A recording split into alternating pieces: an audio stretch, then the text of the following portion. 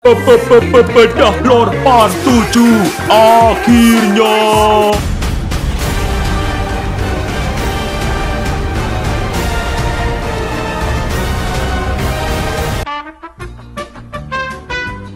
Ya karena banyak yang request ya udahlah, gue bikinlah bedah Lord Part 7 ini. Anjay. Video terakhir 6 bulan yang lalu anjir. Jadi ya seperti biasa ya, di sini aku bakal nge-YP nggak jelas, ngejawabin pertanyaan kalian seputar Lord ML. Contohnya kayak, yang masih asik ke dirot pas diculik kayak siapa bang? Kan pas diculik masih bayi.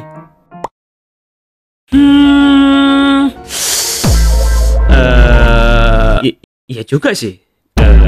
Kalau Alice, ya bisa aja sih, bisa aja masuk akal. Soalnya itu ada fenomena yang namanya itu galaktorea, dimana seorang perempuan itu masih bisa ngeluarin ASI meski dia itu nggak hamil atau punya anak. Anjir malah jadi channel pendidikan gini weh. Ya intinya bisa aja.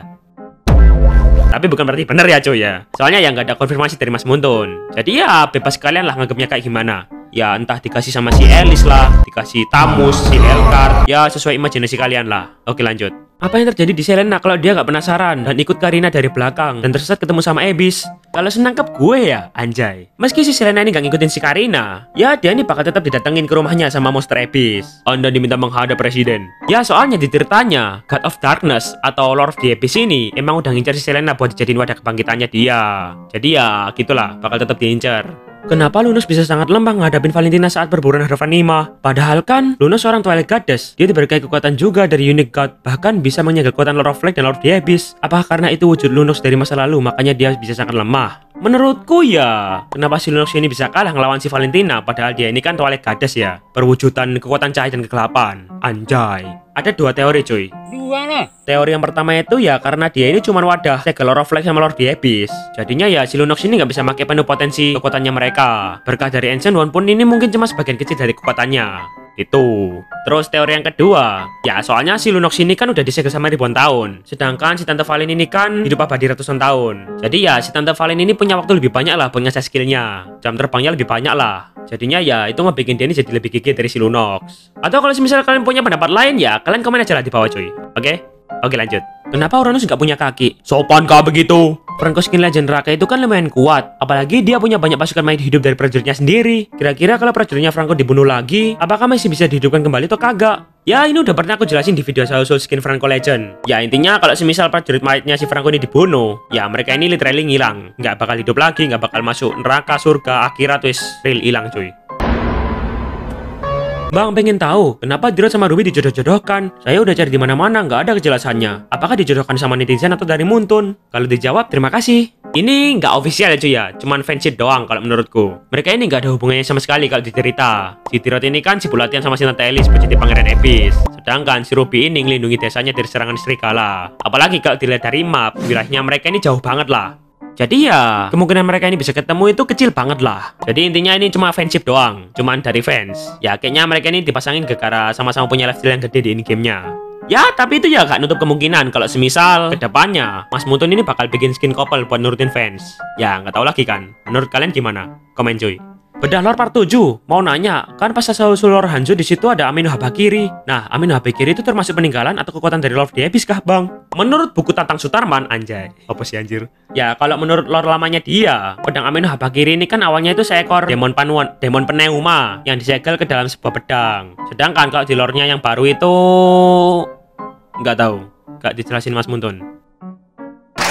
Tapi kalau semisal di Mobile Legends Adventure game pornonya itu dijelasin kalau di dalam pedang Amino Habakiri itu ada sesosok Blood Demon yang lagi sembunyi. Nah, Blood Demon ini sendiri kan iblis rasnya si Alice. Jadi ya gitulah. Menurut kalian gimana? Kalau kalian punya teori yang lain, komen cuy di bawah cuy. Oke? Bang, kalau Abyss sudah menguasai semua wilayah Land of Dawn, terus ngapain lagi mereka? Kalau semisal mereka udah berhasil menguasai Land of Dawn ya season ini Imo, let's go! Bang, kalau misalnya Alice gak berkhianat dan gabung Abyss, berarti apa yang terjadi di Land of Dawn? Apakah menjadi damai? Karena Alice adalah orang penting yang terlibat di banyak peristiwa, atau makin chaos Land of Dawn? Terima kasih. Kalau semisal si Alice ini gak berkhianat dan tetap jadi manusia ya Lord of the Abyss ini bakal nyari orang lain buat jadi kaki tangannya dia buat jadi SPG Abyss yang nyebarin Abyss lah. Jadi ya meski si Alice ini tobat atau nggak join Abyss, sang Lord of the Abyss ini masih bakal berusaha buat nyebarin kegelapannya lewat makhluk lain. Gitu. Bang, di trailer Ixia, meskipun saya tahu trailer itu buat nunjukin seberapa kuat si Ixia, tapi kenapa Layla kayak lemah banget di trailer tersebut sampai bisa diikat sama om-om? Ya, sebenarnya si Layla ini nggak lama-lama banget, cuy. Di sinematiknya si Ixia ini kan dijelasin kalau si Layla ini cuma pura-pura jadi umpan gitu. Ya, rencananya si Ixia ini bisa berjalan lancar. Aku tidak begitu suka dijadikan umpan. Jadi ya cuman pura-pura lah. Jadi ya, meski si Layla ini selalu jadi umpan, ya dia ini masih gede. Kekuatannya maksudnya. Bang, kalau Nathan ke masa lalu, berarti orang di masa depan kesiksa dong. Ya emang, di ceritanya mereka di masa depan ini udah kesiksa. Ya makanya tujuannya si Nathan balik ke masa lalu itu kan buat ngubah takdir. Ya ngubah masa depan lah, biar orang-orang di masa depan ini gak kesiksa. Gitu. Ya kalau gak kesiksa ya ngapain balik ke masa lalu, anjir. Bang, sebenarnya Hayabusa milih siapa dah? Hanabi atau Kagura? Si Haya ini lebih milih ngejar Hanzo buat balas dendam, cuy. Ya jujur aku belum sempat baca lore barunya Scarlet Shadow yang versi Cina. Kan katanya yang versi Cina di revamp kan. Nah itu aku belum baca, soalnya ya aku belum bisa ngakses MLBB versi Cina. Jadi ya kita tunggu rilis globalnya aja lah kayak gimana. Ntar bakal gue bikin lah asal-usul Hanabi, Hayabusa, Kagura revamp, oke? Oke lanjut.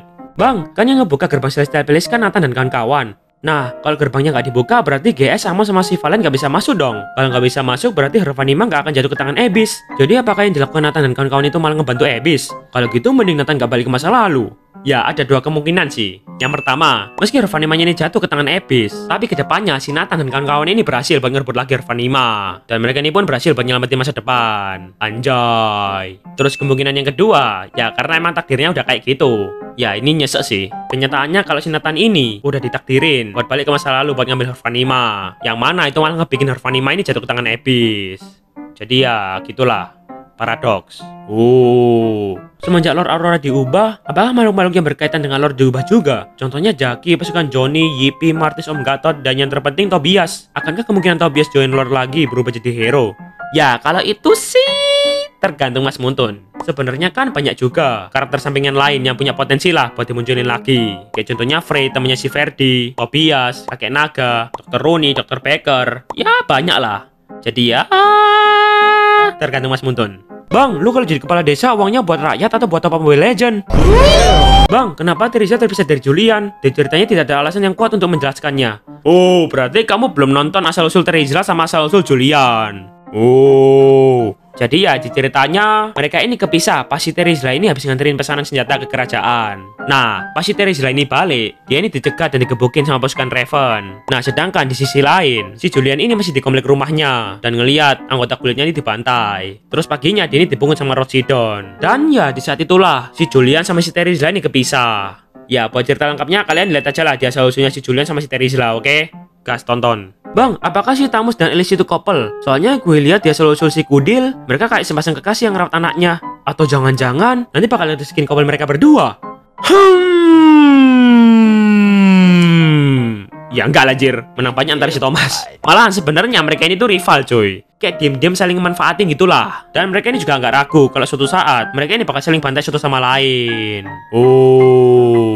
Bang, bagaimana nasib kaum Atlas yang terjebak di Abyss Mercy? Apakah sudah berhasil keluar? Atau masih terperangkap? Ya, kalau ngelihat alur ceritanya, kan si Atlas ini kan nyari Heart of Aurora buat nyelamatin kaumnya dari Abyss Mercy. Cuman, di ceritanya ini kan, Heart of Aurora ini berhasil buat dikembaliin ke tempat asalnya sama si Freya sama si Franco. Jadi ya, harusnya rasnya si Atlas ini masih kejebak di Abyss Mercy.